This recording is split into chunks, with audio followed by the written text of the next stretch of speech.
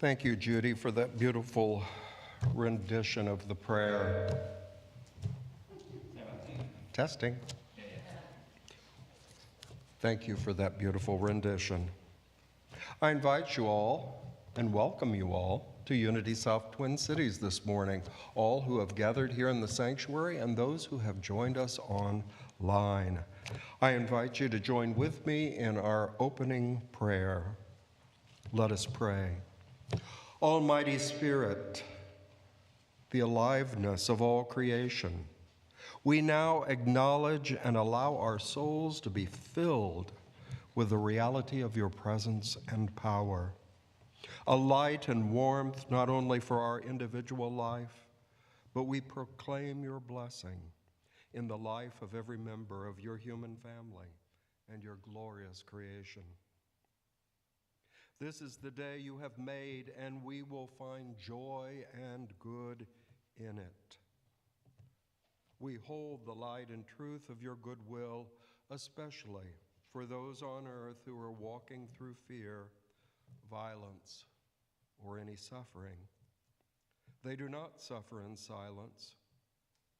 We hold peace for them and help them as we are guided to do so. Let us now declare the everlasting truth of our spirit, or of our statement of being. Together, there is but one presence and one power in my life, in this church, and in the universe, God, the omnipotent good. I welcome you all to this January Sunday as we continue a three-part lesson today and focus on the essence of prayer to the development of the unity movement, and especially our co-founder, Charles Fillmore.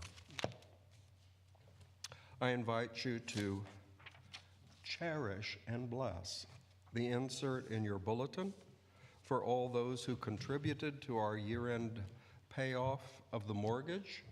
It worked, and all of the paperwork has been finalized, and our building is indeed free and clear.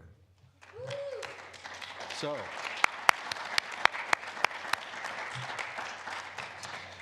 we move forward into 2023, and I've been reminded by my board and others that we still have more work to do, more things to accomplish ahead of us.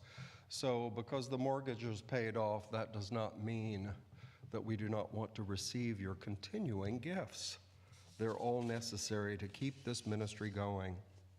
I also wish to thank the individuals that joined my plea, and in one Sunday we were able to purchase our new screen that we are beginning to utilize in our service. And after numerous weather cancellations, weather's been a little weird lately. After several cancellations of the installation crew, they have promised they will be here Wednesday to properly install the screen up where it belongs, a little higher and attached to the wall. So I am hoping we will have a different finished look by next Sunday. For all of you who are joining us online, I invite you to add your name and location to the chat stream so we know from where you are joining us. And I want to say a special thank you to Jade, if she's watching. I want to tell you an interesting story. You don't know how far your consciousness reaches. This past summer, Tyler and Adam Schneider hosted a week-long songwriting summer camp here at the church during the week. And one of the participants in that was Jade from the Tampa area. And she so enjoyed coming to the church while she was here that she decided she wanted to bless us in a special way. So if you happen to look at Facebook occasionally like I do, you'll see little bits of our lessons going by. Every week, Jade does the necessary work to take a snippet, a little sound bite from my lesson with the visuals, and puts 3 of those each week onto Facebook that go out and about everywhere spreading our unity message. And we're very grateful for your creative work. Jade, a little applause, please. And she does that all as a volunteer, just because she loves our community and she wants to do what she can do, and she does. So thank you very much for that. This morning, music director Judy Moen has gotten things together, and we have a new soloist. Nicole is singing for the first time for us. She has performed with Adam and Tyler and Dave Cole in their band, The Most I Am, most recently for our New Year's Eve party, and that was lots of fun. But this is the first time we get to hear Nicole sing on her own. So thank you very much for bringing your gift into our service.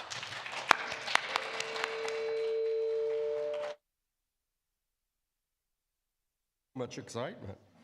So after that, Tyler is on sound, and Joe Rowan is, and Joe Rowan is operating the computerized cameras, which is a lot of work. You ought to stop by after service sometime over there at the window and see all that it takes to record and put this service out to our members who are, for some reason, not able to be here in person, or for our friends who live out of the city or out of the state and still want to join us. So now at this time, let us stand and sing our opening song. Carlotta's going to lead us. I'll need a little help. We've done this song before. Words on the screen, I hope. I'll give you a little introduction. Spirit is Joy was written by the longtime minister of Unity of San Diego, Blair Tabor. And when he retired, a couple of years later, a friend of ours, Edith Washington Woods, became the minister of that church in San Diego. She is now in the state of Maryland at another church. But this is a song that Blair wrote, and as soon as we have the words magically appearing before us, we will sing. So just start getting in the mood of the rhythm. I don't know why, but the TV seems to be disconnecting from the network today. So this is a new thing, but hopefully give me just one moment. There it is. Look, I'll be vanified. Spirit is joy. There you are. And at the 9 we already talked about, maybe next time I'll do 2 lines at a time so it's bigger, but this is what we got today. Oh, hum if you can't see the words. You can always get closer. Let it rip.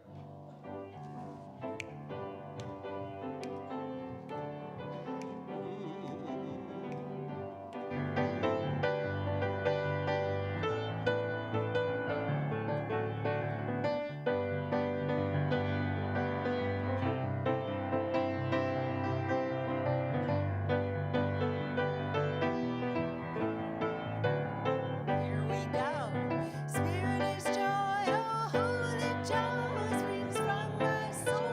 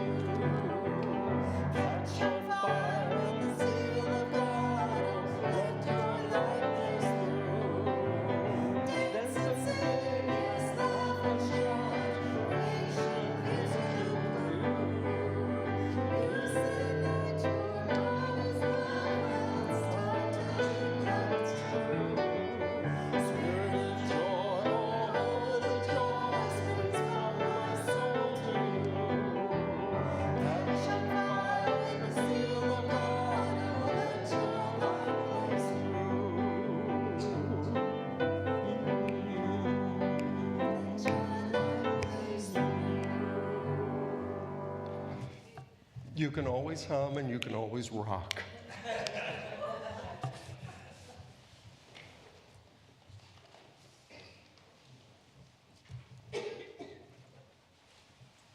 Oh, holy joy springs from my soul to you. This is to acknowledge one another. For in unity, we do focus upon that divinity within, the Christ within, the spark of God, our very essence. But as Charles Fillmore said, what we know for ourselves, we have to know for others, or we don't understand it in the first place. To recognize the presence of God within you, you must realize that presence in one another. So I invite you to look around the room, catch someone's eye, and say aloud or silently, I behold the Christ in you.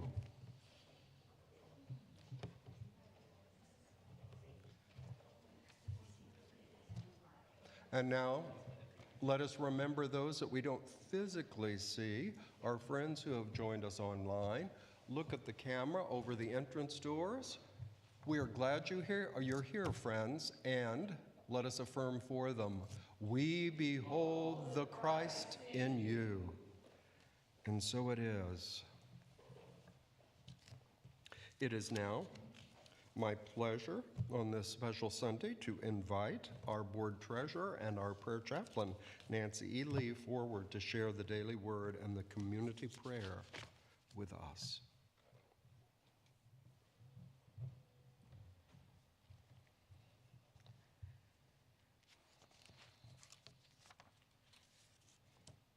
Today, Sunday, January 22nd, 2023, the daily word is power.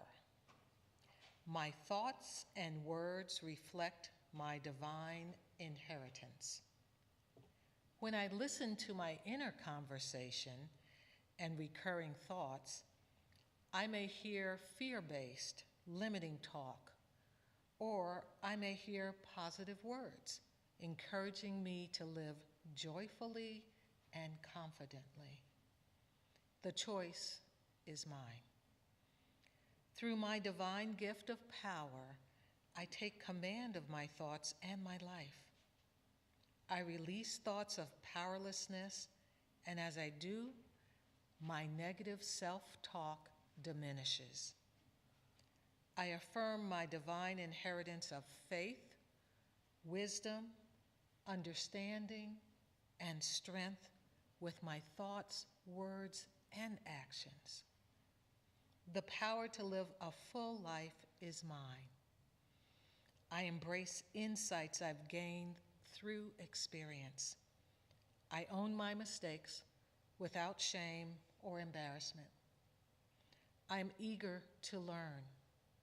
I am willing to try new things and stretch myself. In power, I thrive. From Proverbs, the 18th chapter, the 21st verse, death and life are in the power of the tongue, and those who love it will eat its fruits. Let's take a moment to think about the word power.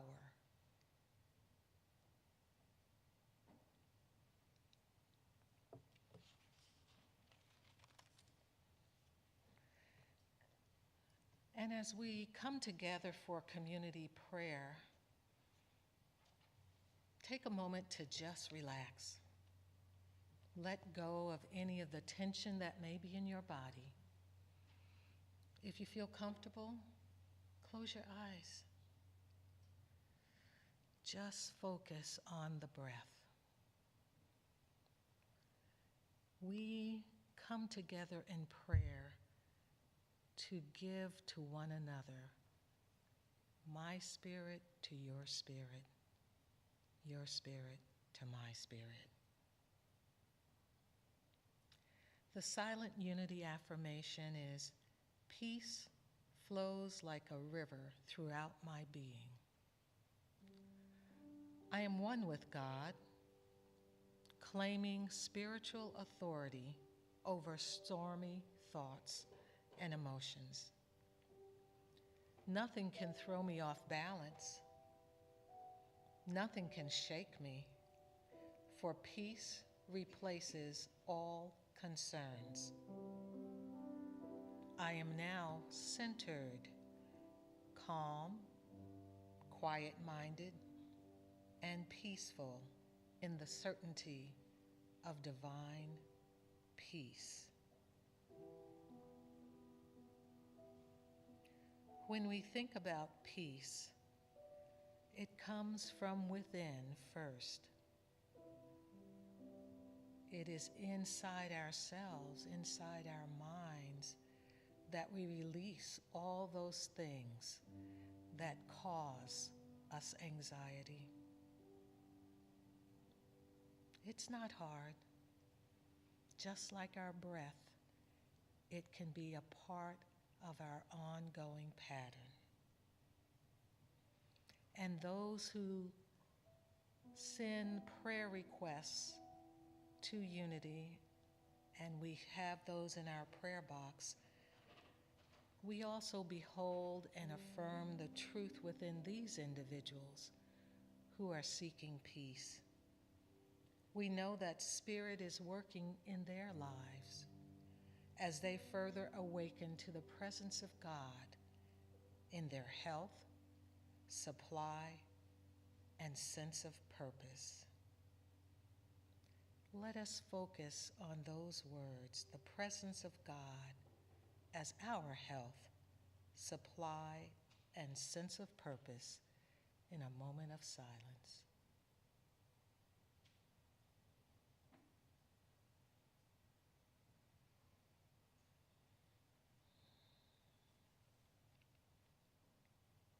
And now let us sing the Lord's Prayer and feel the truth that is expressed in this model of prayer taught by Jesus Christ.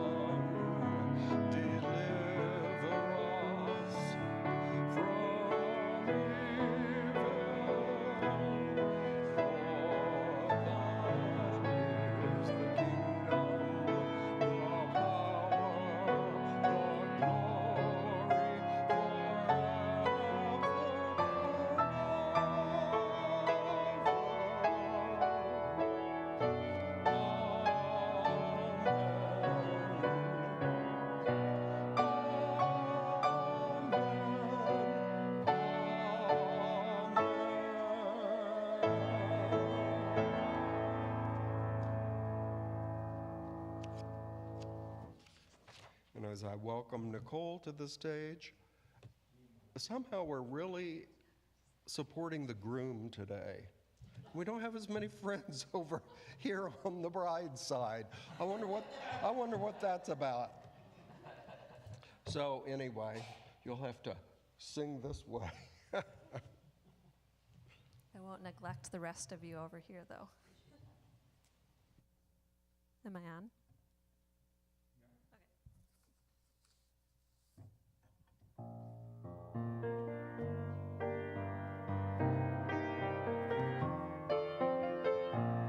Feel free to sing along if you know this one. Stars shining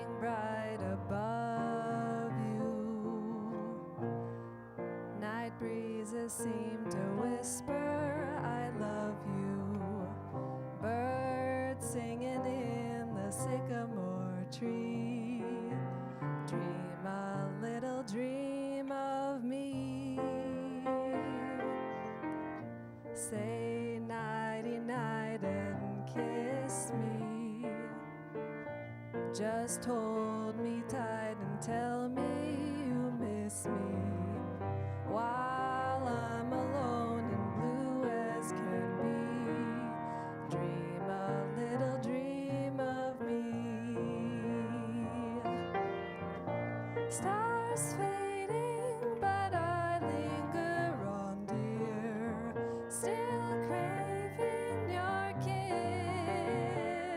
kiss. I'm longing to linger till dawn, dear, just saying this.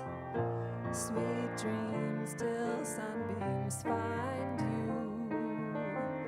Sweet dreams that leave all worries behind you. But in your dreams, whatever they be, dream a little dream of me.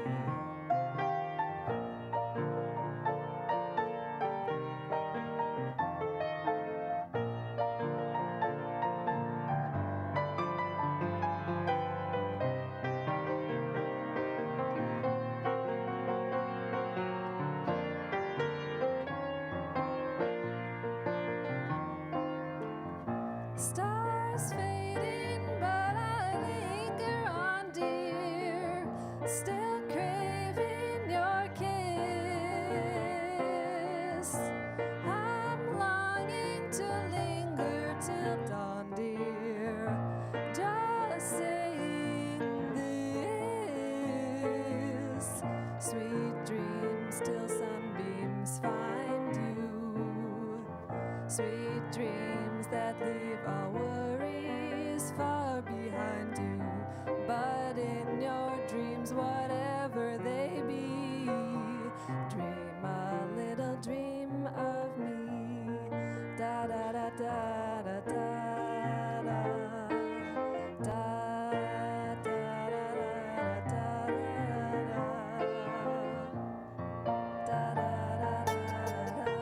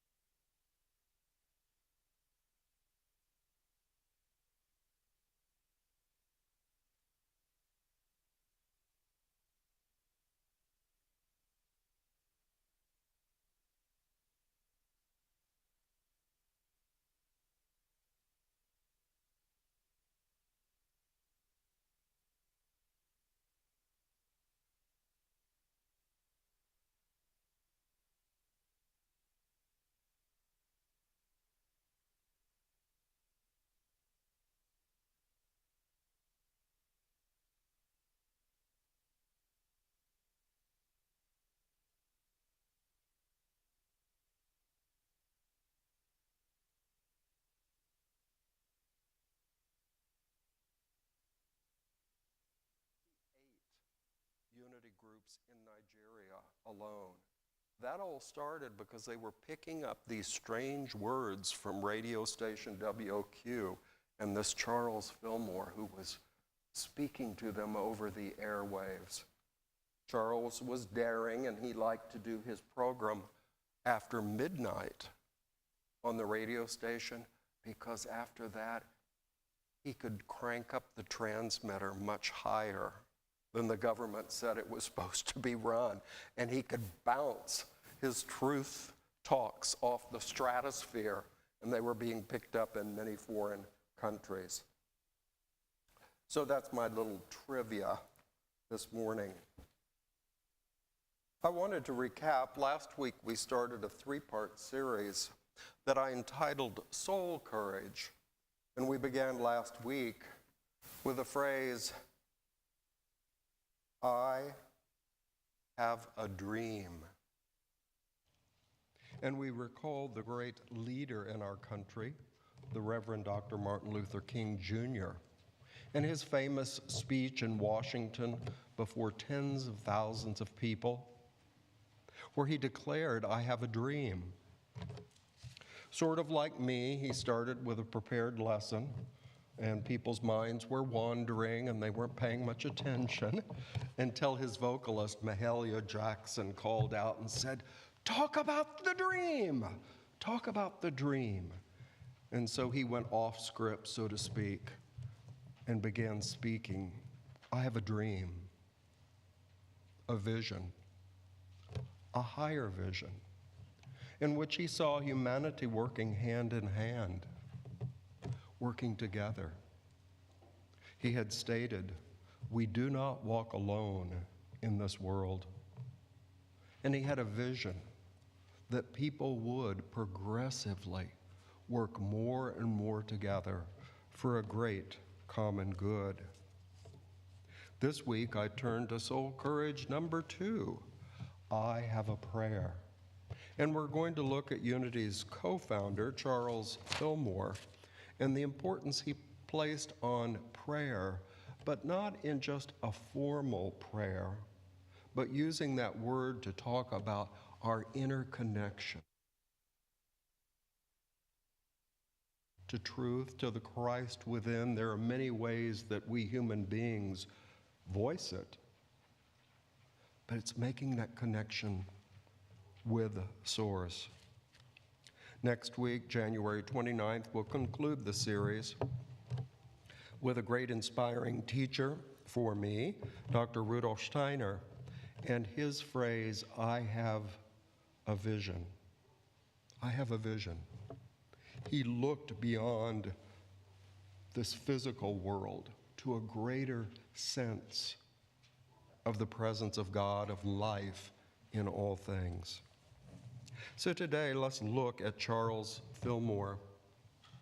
But first, you know that cliche, behind every great man stands a great woman. Thank you. So we can't begin the Unity story without first turning to Charles' wife, Myrtle Page Fillmore. For it was her experience of healing that caught Charles' attention. In the 1880s, she and Charles had lived several different places in the country between Texas, Colorado, briefly Omaha, and finally settled in the amazing city of Kansas City, where everything is up to date. But Myrtle had health challenges. From childhood, her parents had treated her as a weak child, a frail child, because of the fear of TB in those days. So she had become weaker and weaker. And then she heard a new thought speaker, someone speaking on these ideas that Unity would eventually join in, a new thought about spirit, about God's presence, about God's power and desire to help us. That God was not some power way back in the beginning in ancient times, but a very present reality that we could contact, that we could ask to aid our life, our world. So she heard this thought, and after the lecture, she had this idea in mind. We believe it's something that Dr. Weeks actually said in his lecture that caught her attention. I am a child of God, therefore I do not inherit sickness. Now, right there, at the very beginning of our unity tradition, we have to pay close attention. Hear what Myrtle said. I am a child of God, therefore I do not inherit sickness. Yes, she acknowledged the physical realities of her body,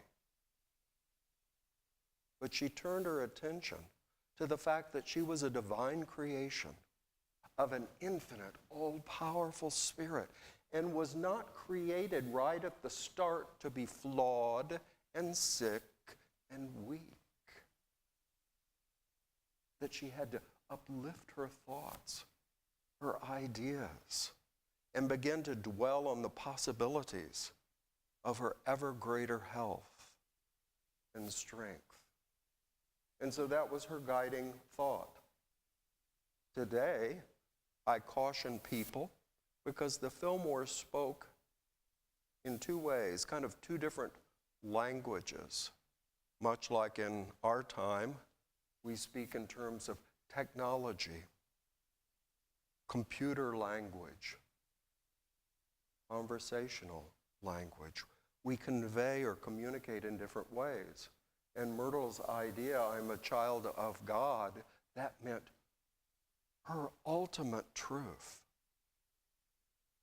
But her human experience is, like we say, a work in progress. We all have our challenges in this life. We won't go into how that comes about right now. It'll exceed our Sunday time. But we have challenges. But Myrtle learned in her own experience that if she dwelt on the highest truth she could conceive and understand of her being as coming forth from God, the good, the infinite life, that it could have a healing effect. First, as she used her words to constantly tell herself high truth, not low ideas. Nancy mentioned that in reading of the daily word. What is that inner talk that's going on? Is it a higher vision of your being? Or are you spending all the time talking about how you stubbed your toe out in the parking lot at Unity this morning, and your whole life and attention comes down to your hurting toe? No. The Fillmores taught, lift up your ideas and speak words of truth. So Myrtle had her personal healing. Then she said, I realized life wasn't just about healing my physical body. There are all kinds of possibilities within my soul, and it is up to me to develop them, to practice them, to give expression to them in life. And then her third step on her journey was, it's not just about developing my mind, my heart, my soul. How do I help others? We're all on this path together. So now here comes Charles' entrance into the drama. He was amazed by the obvious improved health and strength of his wife, Myrtle, and that she was going out, first in their neighborhood, and then she was known all over Kansas City. And she was helping people. And she'd say, as our prayer chaplains know so well, how may I pray with you, not for you? Unity has never put a prayer chaplain, a minister, anyone up to the magical ability to heal you. But I will join you in affirming your truth, in affirming that your need can be answered. So how may I pray with you? Charles was amazed, but he said, well, as a businessman, I've got to look into this in a practical, he called it cold, calculated way. In other words, he wanted to be sure he really understood this, so he started studying spiritual traditions from throughout time, from around the world.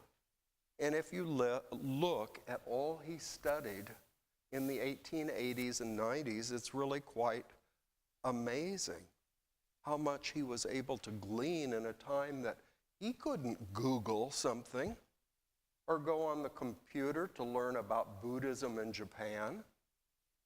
The only way to learn that was either from a live lecture or from reading material. And they did not have, as I said, Barnes & Noble, Amazon, putting almost all of humanity's collected knowledge onto the computer. It wasn't as easy. But he still studied from ancient Egyptian mysticism, the Greeks, early Christianity, wisdom from the Far East, and then in the 19th century, the beginnings of what is called theosophy. Theosophy that was looking for a common thread, a common truth in all the religious traditions throughout humanity. And unity would join in to that process. Nowadays, they still have the World Parliament of Religions that meets in Chicago with people from all over the world. Well, when that was held for the first time in 1893 at the Great World's Fair in Chicago, Charles was a speaker before that parliament. He was so excited to get into these new ideas or new applications of perhaps ancient wisdom that was now coming in to the modern world. So he studied as much as he could, but he noticed there was a lot of variety, a lot of different thoughts, and some of it seemed to conflict. He wrote, I noticed, however, that all the teachers and writers talked a great deal about the omnipresent, omniscient God, who is spirit and accessible to everyone. I said to myself, in all this babble, I will go to headquarters. If I am spirit, and this God they talk so much about is spirit, then somehow we can communicate, or the whole thing's a fraud. Did you hear the working of his business mind? If this infinite spirit is all-powerful, and I am a living spirit, then somehow there must be a point of contact. So he began to sit in the silence daily. He said with no result at first. Does that sound like your experience in prayer and meditation, in the silence? I'll confess it is for me. I've had times in the silence where I pronounced Amen or the end to the silence period, and I thought, I didn't realize anything. I don't feel any different. I don't think I achieved anything. And then I realized, stop saying that.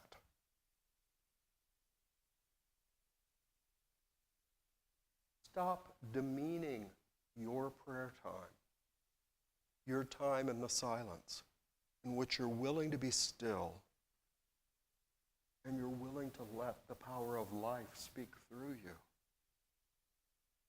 Stop saying nothing happened. Start ending every time in the silence, thank you, God, for the blessing that is in progress, that is beginning. Eric Butterworth, the great author and unity minister in New York City, said, don't short circuit your affirmative prayers by holding them, and as soon as you open your eyes again, you say, oh, well, yes, nothing happened. I've got no answer. Affirm. As Charles Fillmore said, you cannot think about God or the qualities of God. Remember those big fancy omni words: omnipotent, all-powerful, omnipresent, everywhere present, omniscient, all-knowing, all-knowledge, all-wisdom. He said you cannot think about those qualities of God and give it your full attention and not be blessed. Will the blessing be instant and obvious to you? Maybe not. But a seed has been planted in your consciousness because you paid attention to the source of life. You affirmed it as the very essence of your being. You set your mind, your thinking process, your speaking process in a new direction toward a greater good for you and your world. Don't short circuit whatever your spiritual practice is. However you do it, there are many ways, but give thanks for it. In the opening prayer, I used a phrase from the Psalms, lots of musical settings of these words, but it's such a powerful affirmation or plan for your day to arise and say, this is the day that God has made.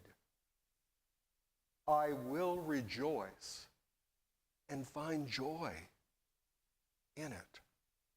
To declare that as you awake, you have been given another day, framed by the spiritual principles, framed by potential and possibilities for you. And then you declare, I will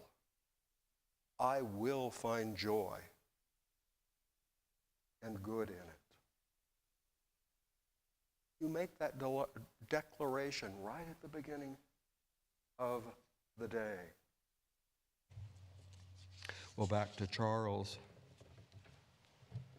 He continued to develop and was devoted because he was a businessman practicing a new idea. He was devoted to sitting in the silence every day. And just like me, he didn't seem to have an immediate result, but he didn't give up, and he kept going consistently, steadfastly, each and every day. Later, he would develop that into the power of strength up there in the window. It means to stick with something, to endure in your spiritual path. And eventually, he began to feel a power he described as an inner tingling. His health improved. And Charles liked to make bold statements. After all, he was in sales in several different companies. And he liked to make bold statements, but since he was a child and fell as a child and broke his hip, it was severely damaged, and he was in those growing years, and he reached adulthood, and one leg was 4 inches shorter than the other because of disease. He had to wear one of those heavy iron braces. And he wore that as an adult up until he was in his 80s. But he said, I'm like Napoleon's drummer boy. I don't know how to beat a retreat, and I'm not going to learn. And he wouldn't give up. And that leg improved, and in his 80s, he was finally able to walk without that iron brace. That's a harder challenge than I'm working with right now. But this going within, this maintaining the silence, was the contract, like a businessman, that he made with Source, the power that birthed him into this world. And he said, I will give you daily attention. I will affirm your power, your possibility in my life. And I'll stick with it. He wrote, all manifestation of life originates in the silence. The thoughts that rise up in you and come to the surface in deed and act, are they not from the silence? Do you take a step or lift a hand that has not its motive from the depths of the mighty sea of throbbing life within your own being? Then why look to the outer world for that which comes only from the silence within?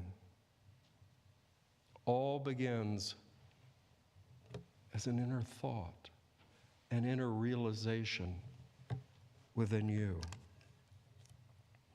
Charles also practiced, and Unity would teach, the spiritual technique of denial and affirmation.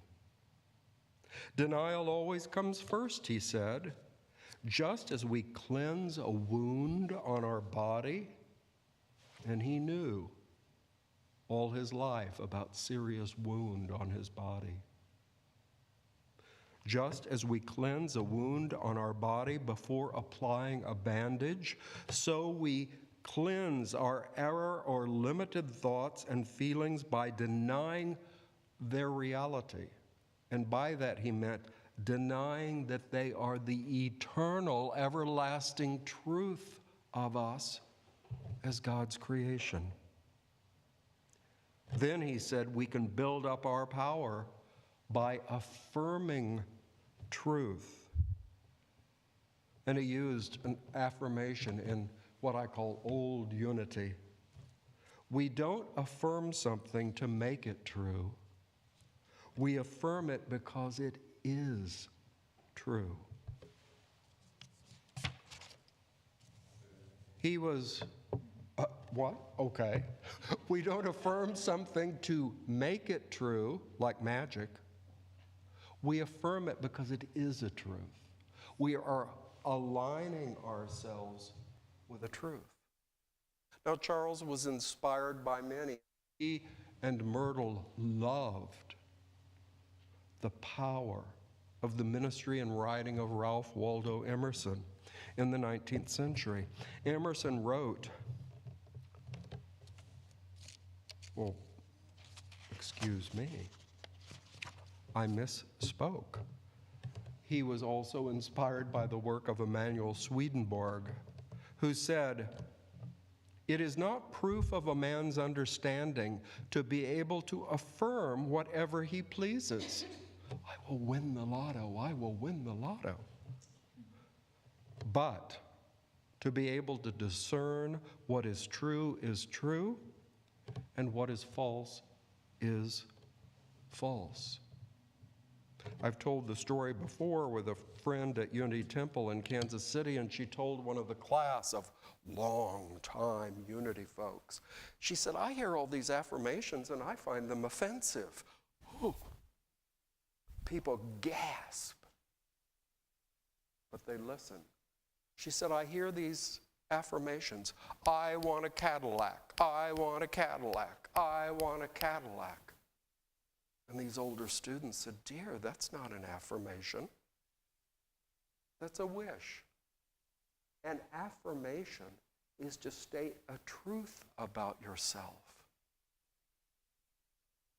God created me, and I am filled with the infinite life and good of God's kingdom. Aligning yourself with that truth, not wishing that your lotto ticket wins. That's a wish, a desire. That is not an affirmation.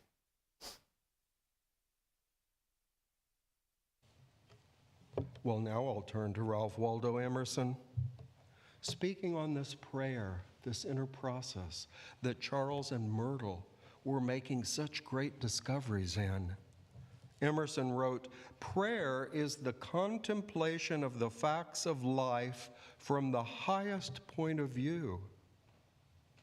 It is the soliloquy of a beholding and jubilant soul. It is the Spirit of God pronouncing His works good through you." Charles would call prayer the most highly accelerated action of mind.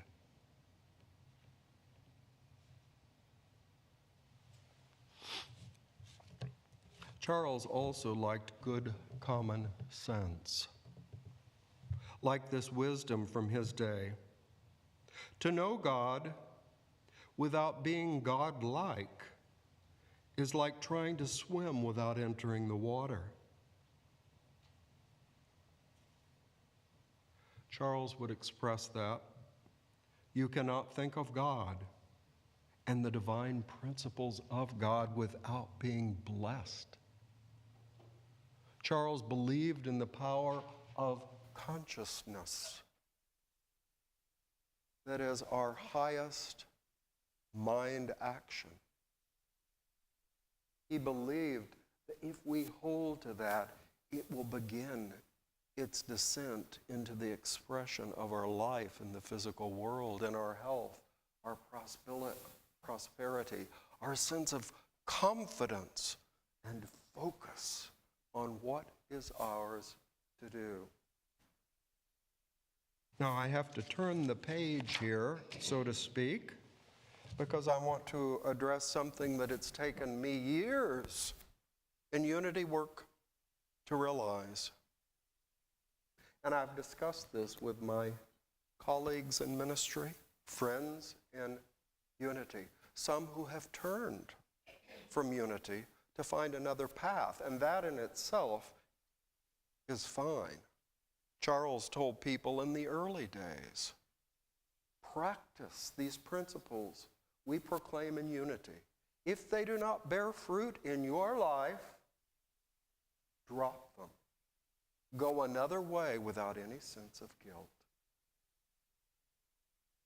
This is not about guilt. This is about proving these principles of life in your life. Well, the turn I want to make here is even to this very day. Some of my friends say, well, why does the daily word that Nancy read earlier, why does the prayer service that we hold in this room Monday through Thursday every week, and you get a little piece of it in the community prayer that Nancy did, Silent Unity, the prayer ministry, gives an affirmative statement. And I've had friends say, why is it always written, I, me, me? Is that all unity is? Just a self-serving, individual focus? Don't they ever think about the community and the struggles of the world? Of course we do. The Silent Unity Prayer Ministry has been open to all people. 94% of the people who contact Silent Unity are not associated with a Unity church. There's a factoid. People of all traditions turn to unity because it's available 24 hours a day, 7 days a week, 130 years and running, because we believe in the power of prayer. yes, for ourselves, but by extension for others. That common sense statement Charles made, what you affirm for yourself, you must know to be true for others or you didn't get it. When the Daily Word or Silent Unity gives an I am statement, it's because their belief is your point of contact with the infinite, with the power, with the Spirit of God is within the very center of your being. Not the center of this physical body, as glorious as it may be, but in the very center of your existence. Like that amazing Sistine Chapel painted by Michelangelo with the figure of God and Adam touching fingertips. That's just a symbol for this connection with the divine, and it begins within, and it begins by your initiative, your willingness to do the work within. But in that process, Charles said you become aware that this divine presence within you is within everyone, and we become a unity in that higher truth.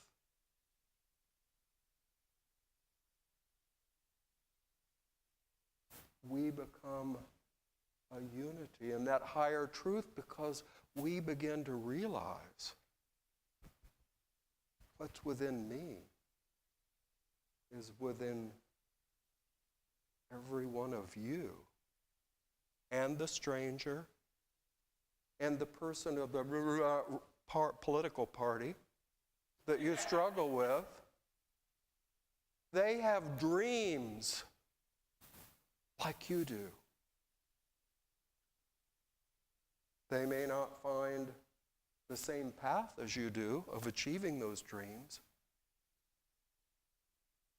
but they have an inner voice that says, I am a child of God. I have a worthy place in this creation. Well, to leave it on an esoteric, mysterious, hidden point, Charles said humanity would develop to the point to where we would not only experience this inner truth, but with spiritual sight, not physical sight, spiritual sight, I would be able to see that divine presence, to really connect with it in other people. He said if we do our work, if he did his work, that spiritual capacity would develop to where humanity would understand the words of Jesus, love your neighbor as yourself, that you are a unity. It seems like we have a lot of work to do. Charles also stressed, and unfortunately I can't stress it, but the importance of love. He felt spiritual love was the mission of the whole human family and the whole earth experience, was a greater realization of love. He said, don't let love be for you mere human affection. Love is the spiritual binding power that brings all together.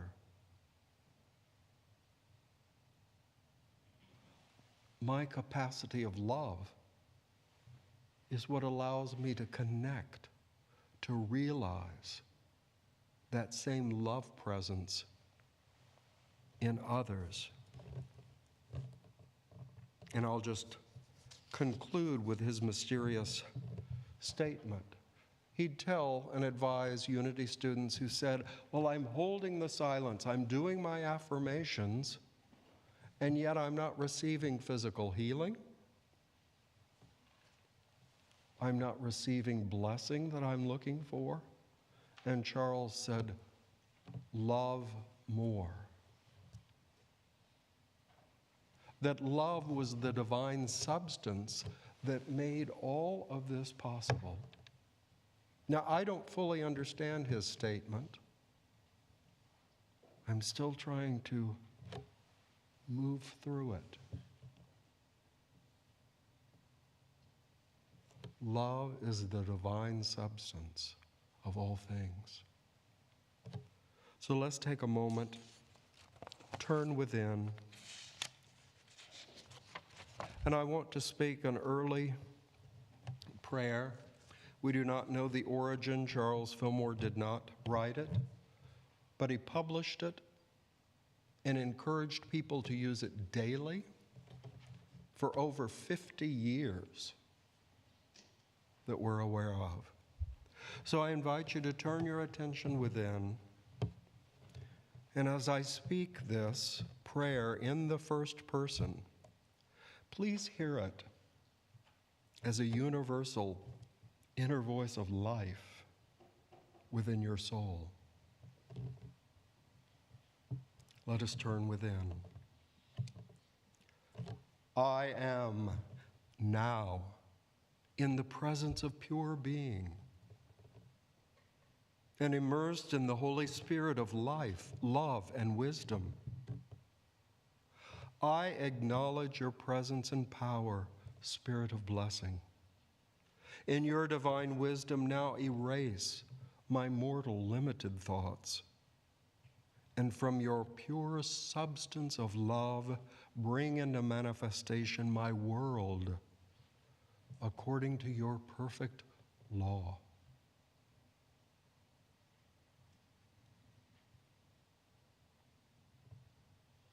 And I invite you to gently open your eyes.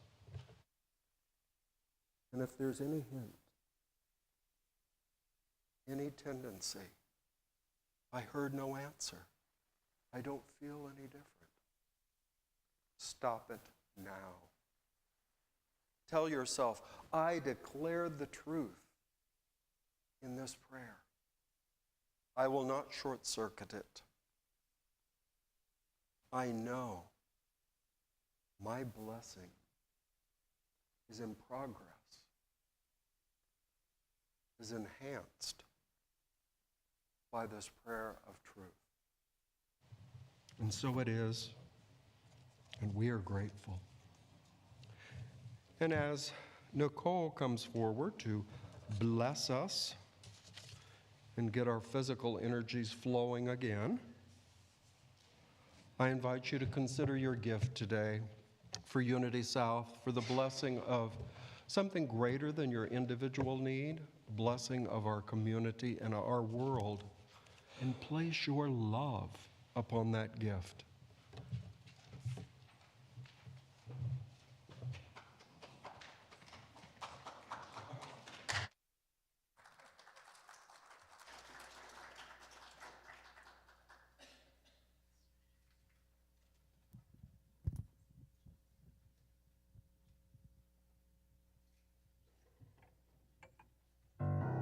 I think most of you know this one, so encouraged to sing along. Stand up if you want, clap your hands. It's me, it's me, it's me, oh Lord, standing in the need of prayer. It's me, it's me, it's me, oh Lord, standing in the need of prayer. Not my father, not my mother, but it's me, oh Lord, standing in the need of prayer. Not my father, not my mother, but it's me, oh Lord, standing in the need of prayer. It's me, it's me, it's me, oh Lord, standing in the need of prayer.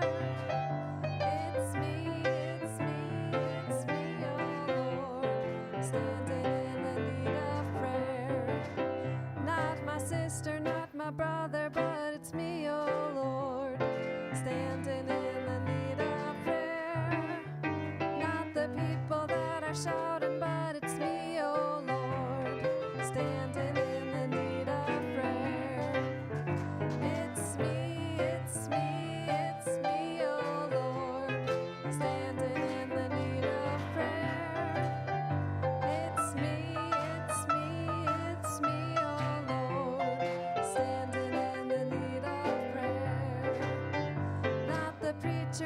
the sinner, but it's me, oh Lord, standing in the need of prayer.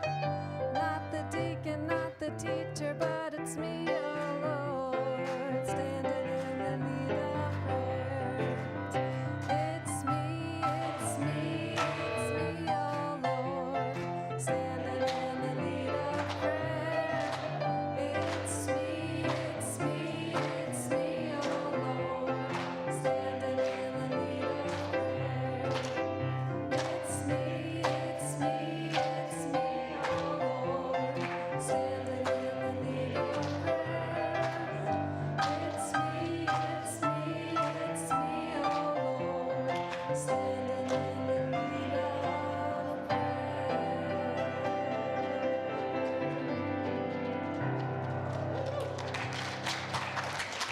Thank you, Nicole, for reminding us that all spiritual progress is a do-it-yourself project.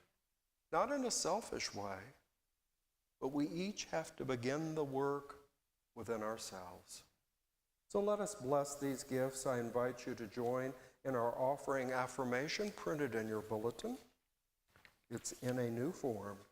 Together, recognizing the value of this spiritual community life, I affirm divine love flowing through me, blesses and multiplies all the good that I am and have, all the good that I give and receive, and I am grateful. Thanks be to God. As our ushers leave, I remind you, I've required a lot of your attention this morning. Unfortunately, Carlotta has prepared some energizing snacks downstairs. So be sure to have a good time downstairs visiting over a little coffee and some good, healthy treats. Let us stand and sing our final song. We can start because we know these words. This inner light of mine.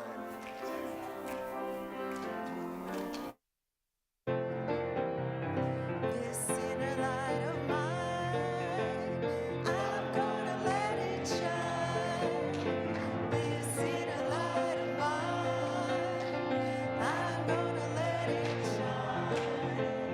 This inner light of mine, I'm gonna let it shine.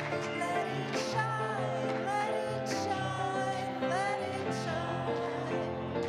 When in doubt and darkness, I'm gonna let it shine. When in doubt and darkness, I'm gonna let it shine. When in doubt and darkness, I'm gonna let it shine. Let it shine, let it shine, let it shine. This inner light of mine, I'm gonna let it shine. This inner light of mine, I'm gonna let it shine. This inner light of mine, I'm gonna let it shine. Let it shine, let it shine, let it shine. Let us now close with our prayer for protection, talking about shine. The light of God surrounds us. The love of God enfolds us. The power of God protects us. And the presence of God watches over us. Wherever we are, God is, and all is well. Have a great afternoon on this winter day. Thank you for your presence.